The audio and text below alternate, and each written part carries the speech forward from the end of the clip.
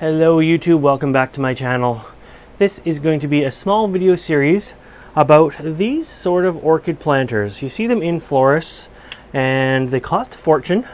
They look amazing when you get them, but we're going to break this down into the goods, the bads, the uglies about these planters you get from florists. So we just received this one a little while ago, and it was a pass along. It was a here Brad, take care of these, rescue them, we know we're going to kill them sort of thing. They look nice while we had them. So my wife brought this home, and it has 2 Phalaenopsis orchids in, and I'm going to remove the tag here. That's not really needed. And it has 2 Phalaenopsis orchids in, and it looks like a spider plant. Each phal has 2 spikes to it, so there's a total of 4 spikes there.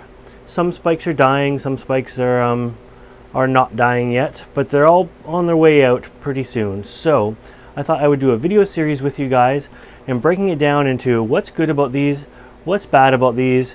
Let's clean this up, let's remove the spikes, let's unpot this, let's see what's in this, let's repot these up so they're going to last long term, and we'll give this spider plant a good healthy home as well. So that's coming up on this video series. So for part 1 of this video series, what we're going to do first is just talk about the good, the bad, the ugly of these planters. So this one I'm sure cost a fortune because it does have 2 plants in. Each orchid has 2 spikes on it, so there's a total of 4 spikes on this this planter itself.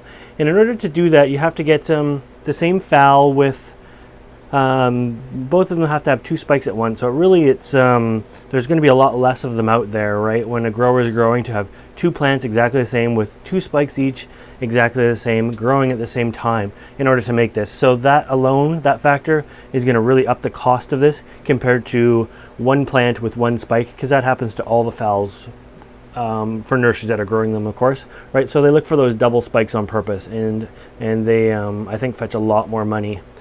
But other things that we're going to look at for this is, well, you know, it's really tough to see what is going on in here. I did keep the instructions for this, and the instructions say care 16 to 20 Celsius for nighttime and 21 to 30 for daytime. So that sounds about right for the temperature. Light, bright light but no direct sun, sounds about right again. Humidity 50 to 80% is ideal. Yeah, I think phals need normal household humidity, so there's nothing wrong with 50 to 80%. Here's where it gets kind of vague though. Water thoroughly when the moss dries between 10 and 14 days. So this one I'm not sure about because you can't even see what's going on in this pot. You can't tell. My hunch is there's individual pots in here, but you can't tell that right now. So you could just water into the center of it. That's what you would probably likely do. Water into the center of it, and you might miss watering the orchids altogether. So the other thing with the rule of 10 to 14 days, it doesn't say thoroughly, or it doesn't give a definition of what thoroughly is. So thoroughly to me is different from thoroughly to you. Thoroughly in the summertime is different than thoroughly in the wintertime. 10 to 14 days in the winter might be too soon. 10 to 14 days in the summer, if your house is 30 degrees with 20% humidity, might be too little, right? So it's very vague on those instructions, and it makes it hard. So what else do we have? And then apply a 20-20-20 fertilizer every other watering. So they're saying once a month water with a 20-20-20. Well, that's the thing with this planter. They're made to look great for while you have it, while you give it to your friend, while you set it on your dinner table. But for over long term, I think fertilizing these orchids in this planter would just be a nightmare, because this is not set up for long-term growth at all. You might be able to achieve several months out of this. You might even be able to achieve several years before the roots really start to rot away, but you don't know what's even happening down here. You have no idea. So I wouldn't recommend fertilizing these at all, not until you know what's happening. You need to decide whether you're going to keep it or if you're going to just throw it out after, or what you're going to do with it.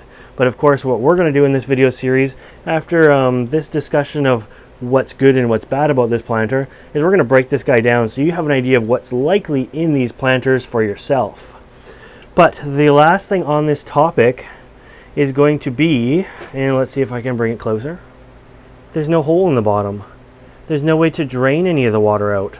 So the moss on the top could feel wet, and it's going to be waterlogged down here. So this is just like a recipe for disaster. These planter things are great. Again, it's you paid for it. It's in the cost of the unit itself here, but there's no hole in the bottom, which is just death to the orchids. So if you're going to keep it in this long term, you need to take a drill or something and drill some holes in the bottom of this. These things aren't, well, it might even be glass. You might not be able to. Can't tell. It's either really hard plastic or glass. So if it's plastic, then you probably could. If it's glass, then you just can't. But I mean, truthfully, if you're keeping this over long term, this needs to go anyways, because you can't have an orchid in a pot that has no holes. So right now, this moss feels dry to the touch. On top, if I was to water it, I don't know what the core is like. The core could be just fine. As I say, I don't know if these are I don't even know anything about this one. We are going to discover this together on this video. So why don't we, now that we know what's good and bad about this, why don't we work on this plant together, okay? So let's do that in part 2. We're going to cut these spikes off, and I'm going to address each of the 4 spikes individually, and we can see what we can do with these spikes in order to keep them. We'll give you 4 examples of what to do with orchid spikes on the next video.